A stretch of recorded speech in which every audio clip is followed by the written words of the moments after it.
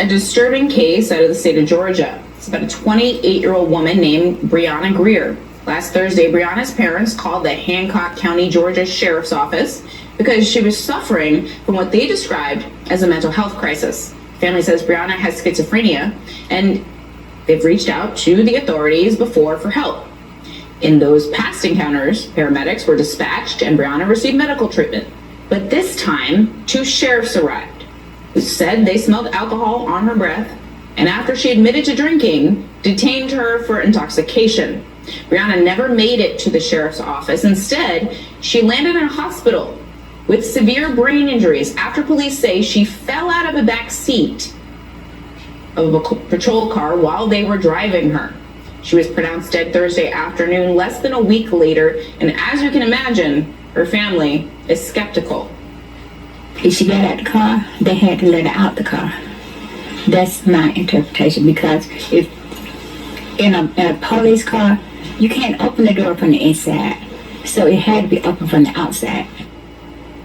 The Hancock County Sheriff's Office has referred the fatal incident to the Georgia Bureau of Investigation. The Bureau says its initial findings support the officer's account that Greer fell out of the car, but added the investigation remains active and ongoing. Joining me now to discuss, MSNBC political analyst Eddie Glaude. He's the chair of the Department of African American Studies at Princeton. He's also the host of the new podcast, History is Us. So, Eddie, Professor, I think a lot of Black people saw this story and immediately felt skeptical. Like, how are you falling out the back of a police car when we all know that it's locked from the inside? And NBC News reported that patrol cars are always supposed to be locked from the inside, but I think that's common knowledge. What is your gut, visceral reaction to this story?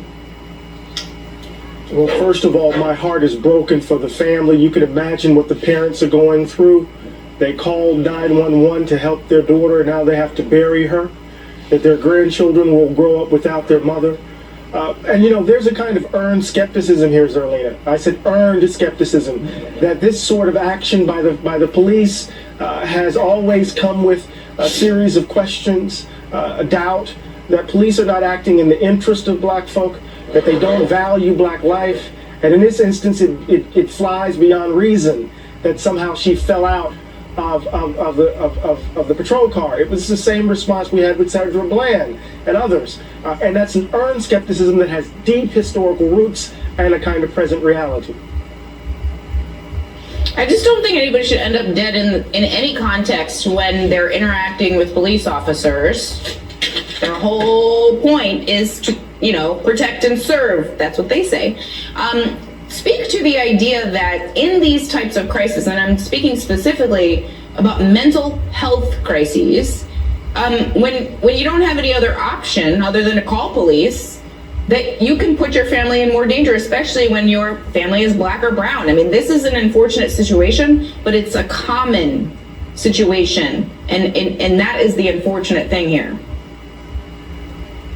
Absolutely, and no matter what you think of the phrase or the slogan, defund the police, at its heart is this demand, this argument that we ought to deploy resources for a wide range of services for communities that are at risk, for safety and security, that we shouldn't have police responding to mental health crises in this sort of way, that if we budgeted our values, we would actually budget in such a way that we would be able to deploy mental health services to the family's home in this instance. And so there's this argument that's being had, or that's been made around why do we always have to respond with police or in some form with some form of carcerality when there are a whole range of other issues at work here.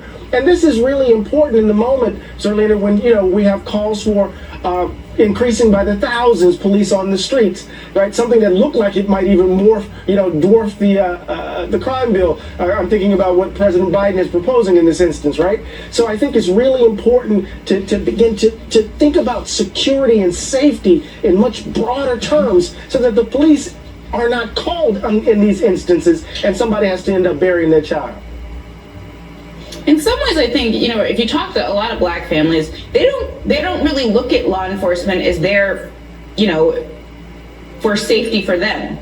Like, they don't see police as, representative of something that is going to protect me and my black family. I mean, I think that the political conversation about increasing funding, putting more police officers, that comes from a perspective and a point of view of a white suburban voter who thinks about police protecting them from those people over there. Black people don't necessarily look at it through that lens. And that's why these conversations are so important. I want to turn to one more story, Professor. That's in Kenly, North Carolina. It's another policing story. It's a small town there, but this is a crazy story. The entire police force resigned less than a month after a black woman was hired as the town manager. I mean, they say that she created a hostile work environment, but wouldn't reveal exactly what she did. I wonder if it was just being black and a woman. So did this story give you any pause? I mean, how did you react to the entire force quitting when they put the black lady in charge? You know, I just said, look at where we are. There's just so many echoes of the 19th century. So many echoes of the period in which white supremacy reasserted itself. I don't know the particulars of the case. What looks like on face value is that there's a black leadership is put in place, and predominantly white police force resigns. And so I'm just sitting here thinking, Zerlina, as I was reading this story, I was just thinking about the depth of the betrayal. You think, what, 1865 is the end of the Civil War? 12 years later, you get the Compromise of 1877, which turns its back on it. By 1896, you get Plessy versus Ferguson. By 1912, you get the first Southern president elected, Woodrow Wilson. By 1912, almost every major committee is run by someone who's committed to white supremacy. It was a deliberate betrayal. And here we are in a moment where we have to figure out what kind of nation we're going to be. And we see people all around the country doubling down on this idea that America must remain a white nation in the vein of old Europe. Oh, history might not repeat itself, but it damn sure rhymes, to quote to paraphrase Mark Twain. I like that quote. That's a perfect quote to end on. Professor Eddie Glad, always great to have you on. Thank you so much for joining us today, and please stay safe.